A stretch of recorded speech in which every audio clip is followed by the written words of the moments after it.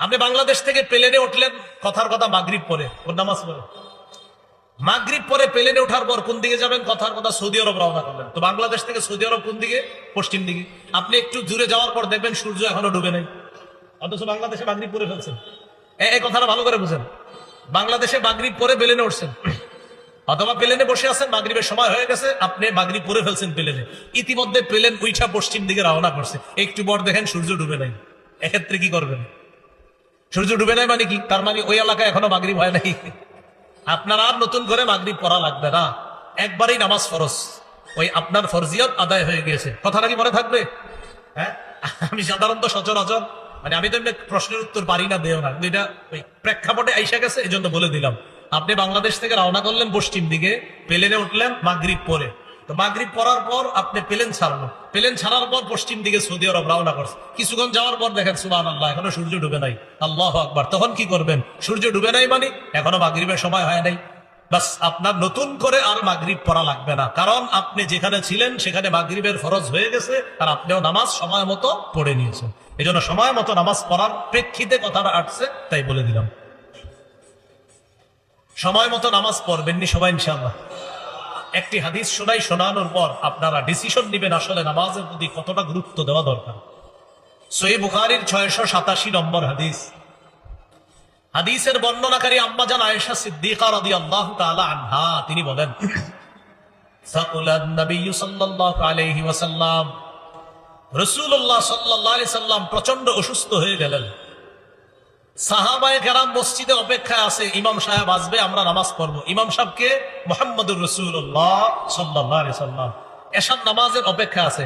আলহামদুলিল্লাহ, একটু আগে আমরা কোন নামাজ পড়ছি? সাহাবীরা এশার অপেক্ষায়, নবী আসতেছে না মসজিদে। মসজিদ দূরেও না, পর্দাটা সরাইলেই মসজিদ, ঘর থেকে পর্দা সরাবে মসজিদ। নবীজি ঘরের সদস্যদেরকে জিজ্ঞাসা করলেন, আসাল্লান নাস, আচ্ছা সাহাবীরা কি নামাজ পড়ছে? ঘরের সদস্যগণ জবাব দিলেন, লা ইয়া রাসূলুল্লাহ হুম ইয়ান্তাজিরুনা লাক, তারা নামাজ পড়ে নাই, তারা আপনার অপেক্ষায় আছে। নবীজি বললেন, দুউ লিমাআন ফিল মিখদাব, পানি দাও, পাত্রের মধ্যে পানি দাও, আমি গোসল করব। ফাফআলনা ফাগতাসালা, আমরা পানি দিলাম, নবী গোসল করলেন। ওয়া যাহাবা লিয়ানুআ, আল্লাহ নবী গোসল করার পর মসজিদে রওনা করলেন। মসজিদ কিন্তু দূরে না, পর্দা সরাইলেই মসজিদ। যেই মাত্র নামাজে যাওয়ার জন্য রওনা করলেন, ফাউগমিয়া আলাইহি, আল্লাহ নবী বেহুশ হয়ে গেলেন, প্রচন্ড অসুস্থ, বেহুশ হয়ে গেছে। সুম্মা আফাকা, হুশ ফিরে আসছে। হুশ ফিরে আসার পর আল্লাহ নবী প্রশ্ন করলেন, আসাল্লান নাস, সাহাবীরা নামাজ পড়ছে কিনা? ঘরের সদস্যগণ জবাব দিলেন, লা ইয়া রাসূলুল্লাহ হুম ইয়ান্তাজিরুনা লাক, তারা নামাজ পড়ে নাই, তারা আপনার অপেক্ষায় আছে। নবীজি আবার বললেন, দুউ লিমাআন, পানি আনো, আবার আমার শরীর ধৌত করতে হবে, দুর্বলতা কাটাতে হবে, বেহুশি ভাব দূর করতে হবে, পানি আনো। আবার আমরা পানি দিলাম। ফাগতাসালা, আবার শরীর মুবারক তিনি ধৌত করলেন। ওয়া যাহাবা লিয়ানুআ, আবার মসজিদে যাওয়ার জন্য উদ্যত হলেন, রওনা করলেন। ফাউগমিয়া আলাইহি, আবার বেহুশ হয়ে গেলেন। বেহুশ কয়বার হলেন? সুম্মা আফাকা, সুম্মা লিতাওয়াহি, সুম্মা আফাকা, অনেকক্ষণ পর নবীজির হুশ ফিরে আসছে। হুশ ফিরে আসার পর উসুল ও শাসির ছাত্ররা আসেনি? আচ্ছা, সরহুমিয়াতে আমেলের ছাত্ররা কই আছে? সুম্মা লিতাওয়াহি, ফালিত তাকিব, যাও। সুম্মা আফাকা, রাসূল সাল্লাল্লাহু আলাইহি সাল্লামের হুশ ফিরে আসছে। কিছুক্ষণ পর, যতটুকু সময় গেছে, এরপর হুশ ফিরে আসার পর আবার জিজ্ঞাসা করলেন, আসাল্লান নাস, সাহাবীরা নামাজ পড়ছে? এই কথা বলার পর ঘরের সদস্যগণ জবাব দিলেন, লা ইয়া রাসূলুল্লাহ হুম ইয়ান্তাজিরুনা লাক, তারা নামাজ পড়ে নাই, আপনার অপেক্ষা করতেছে। নবীজি বললেন, দুউ লিমাআন, আবার পানি আনো, আমি আমার শরীর আবার ধৌত করতে হবে, আমার বেহুশি ভাব দূর করতে হবে। আমরা আবার পানি দিলাম, নিজের শরীর মুবারক ধৌত করলেন, বেহুশি ভাব দূর করার চেষ্টা করলেন। শরীর ধৌত করার পর যাহাবা লিয়ানুআ, আবার মসজিদে যাওয়ার জন্য রওনা করলেন। ফাউগমিয়া আলাইহি, আবার বেহুশ হয়ে গেছে। কয়বার? তিনবার।